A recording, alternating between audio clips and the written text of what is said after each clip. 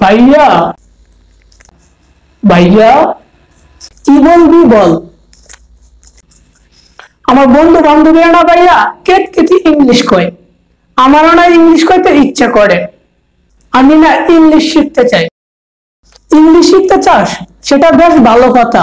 আর English শেখার জন্য প্রচুর পরিমাণে বই পড়তে হবে, বইয়ের কোনো বিকল্প নাই।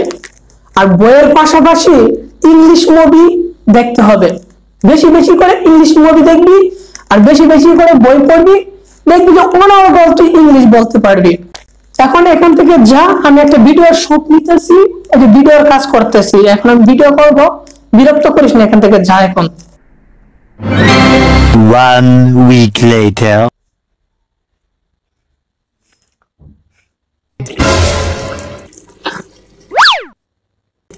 কিরে, তোকে না বলছিলাম ইংলিশ মুভি দেখা ইংলিশ শেখার জন্য, আর ইংলিশের কি অবস্থা?